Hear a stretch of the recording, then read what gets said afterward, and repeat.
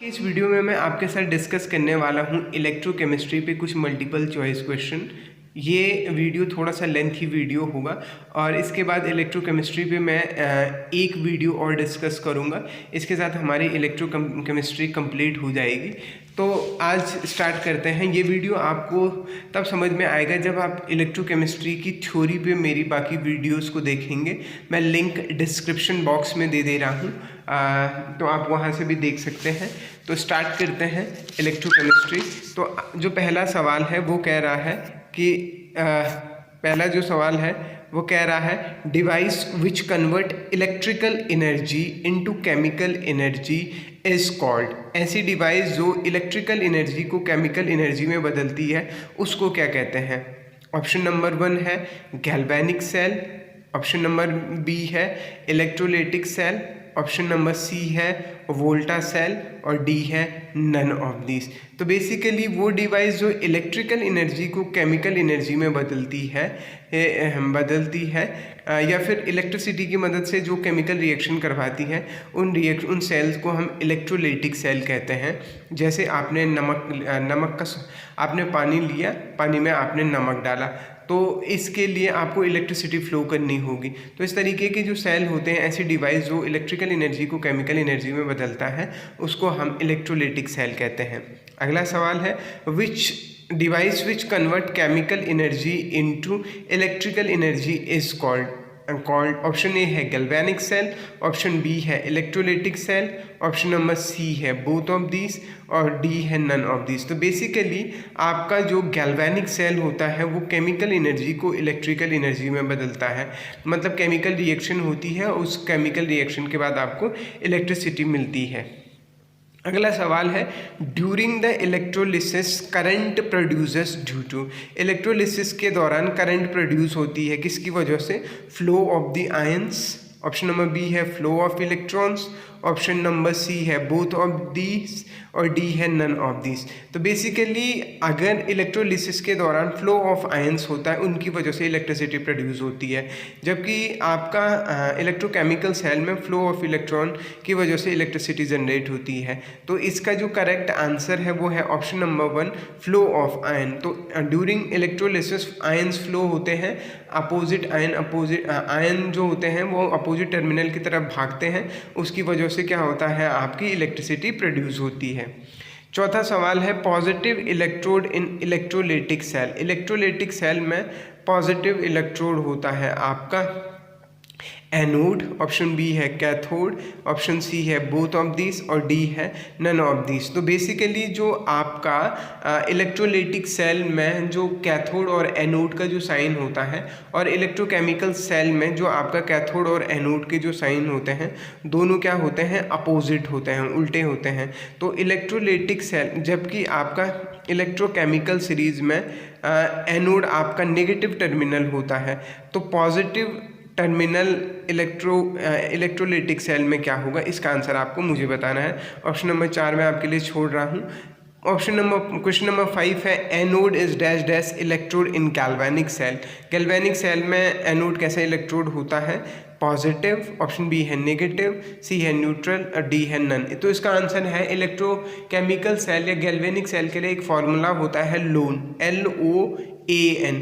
तो लेफ्ट की side anode होता है और वहाँ क्या होता है? ऑक्सीडेशन होता है, तो LONE। तो वो एनोड आपका नेगेटिव इलेक्ट्रोड होता है किस केस में? गैल्वेनिक सेल के केस में। अब हो गया है reduction take place at dash dash in galvanic cell. तो फॉर्मूला क्या कहा था मैंने? Loan, LOAN। लेफ्ट पे L stand for left, A stand for anode, O stand for oxidation, LONE। तो नेगेटिव इलेक्ट्रोड होता है और ऑक्सीडेशन अगर आपका एनोड पे हो रहा है तो रिडक्शन किस पे होगा गैल्वेनिक सेल में? ऑफकोर्स कैथोड पे होगा। तो इसका करेक्ट आंसर क्या है? ऑप्शन नंबर बी कैथोड हो गया है। क्वेश्चन नंबर 7 है function of salt bridge. Salt bridge का फंक्शन क्या होता है?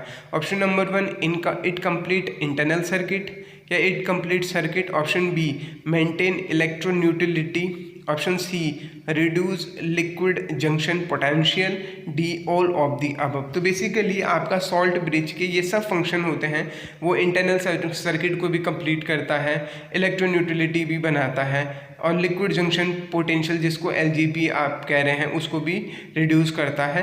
तो इसमें करेक्ट आंसर है option number D all of the above. 8वां सवाल है the double vertical line double dash represent in cell reaction. Cell reaction जब आप लिखते हैं तो उसमें डबल डैश का मतलब क्या है? तो double dash option number B है इलेक्ट्रोड, ऑप्शन बी है सॉल्ट ब्रिज, ऑप्शन सी है सॉल्वेंट, और डी है आपका ऑल ऑफ दिस। तो आपका जो सॉल्ट ब्रिज होता है जो आपका एनोड और कैथोड के बीच में होता है बेसिकली, तो इसको हम डबल लाइन से रिप्रेजेंट करते हैं, डबल वर्टिकल लाइन से रिप्रेजेंट करते हैं। तो इसमें करेक्ट आंसर हो गया है सॉल्ट ब्रिज। 9वां सवाल in right hand side of the cell reaction generally which electrode is place. Right hand side पे आप जनरली किसको रखते हैं? Option number A reduction half cell, option number B oxidation half cell, C both of this, D none of this. तो basically मैंने इसके लिए आपको फॉर्मूला बताया था कि एल लोन बताया था ना, लेफ्ट पे ऑक्सीडेशन होता है और एल ओ वो नेगेटिव इलेक्ट्रोड होता है। तो इस तरीके से आप इस क्वेश्चन का आंसर, जो भी आपका आंसर है कि आप इसका आंसर मुझे कमेंट करके बताएंगे। Question number 9। क्वेश्चन नंबर 10 पे आता है if EMF of cell become equals to the applied voltage of cell reaction then cell reaction will be. मतलब क्या है कि अगर जो सेल का जो ईएमएफ है, मतलब क्या हो गया है, सेल जितनी इलेक्ट्रोमोटिव फोर्स प्रोड्यूस कर रहा है और आपने बाहर से जितना वोल्टेज लगाया है, अगर वो दोनों बराबर हो जाए तो क्या सेल रिएक्शन होगी? ऑप्शन नंबर 1 है स्टॉप, ऑप्शन बी है नॉट स्टॉप, ऑप्शन सी है मे बी, डी है नन ऑफ दिस। तो अगर आपका इलेक्ट्रोमोटिव फोर्स, मतलब जो सेल जितना फोर्स जनरेट कर रहा है या वोल्टेज जितना करंट जितना वोल्टेज जनरेट कर रहा है, वो अगर आपका बाहर से आपने उतना ही वोल्टेज अगर अप्लाई किया है, मान लीजिए 1 वोल्ट की बैटरी आपने बाहर लगाई है और अंदर भी आपकी 1 वोल्ट की करंट ही प्रोड्यूस हो रही है, तो उस सिचुएशन में केमिकल रिएक्शन आपकी नहीं होगी। 11वां सवाल है if metal loose electron to its solution then it is oxidized, option B reduce, C both, D none of these। तो अगर आपका मेटल अपने, देखो जब हम क्या करते हैं, जैसे जिंक को हमने ZnSO4 को सॉल्यूशन में रखा, मतलब जिस चीज़ का आप, जिस मेटल का आप इलेक्ट्रोड ले रहे हैं आप उसी के सॉल्यूशन में उसको रखते हैं। जैसे जिंक को आपने ZnSO4 के सॉल्यूशन में रखा या कॉपर को आपने CSO4 के सॉल्यूशन में रखा, और जैसे ही आप जिंक को ZnSO4 के सॉल्यूशन में रखेंगे तो ये संभावना भी होती है कि मेटल जो है जिंक है वो इलेक्ट्रॉन लूज करना स्टार्ट कर देता है, अपने सॉल्यूशन को इलेक्ट्रॉन दे देता है। तो उस सिचुएशन में जब वो इलेक्ट्रॉन दे रहा होता है तो वो क्या हो जाता है, ऑक्सीडाइज हो जाता है। तो इस पे करेक्ट आंसर क्या है, क्वेश्चन नंबर 11 का option number A that is oxidise. अगर मेटल इलेक्ट्रॉन को लूज करे तो अपने सॉल्यूशन में तो वो ऑक्सीडाइज होगा। 12वां सवाल if salt solution acquire electron from its metal ion dipped in its solution it is option A reduce, option B oxidise, option D C both, और डी है आपका नन ऑफ दिस। तो बेसिकली आपका अगर आपका सॉल्यूशन क्या कर रहा है, मेटल से इलेक्ट्रॉन क्या कर रहा है, खा रहा है या इलेक्ट्रॉन ले रहा है, तो उस केस में मेटल का क्या होगा, रिडक्शन होगा। 13वां सवाल है according to the IUPAC E cell may be calculated by. IUPAC के द्वारा ई सेल कैसे कैलकुलेट करते हैं? E cell is equal to higher reduction potential minus lower reduction potential, option B lower E cell is equal to lower reduction potential plus higher reduction potential, C both of the, और D none of this. तो according to IUPAC कहती है कि आप क्या करेंगे, higher reduction potential में से नेगेटिव लोअर रिडक्शन पोटेंशियल को घटाएंगे।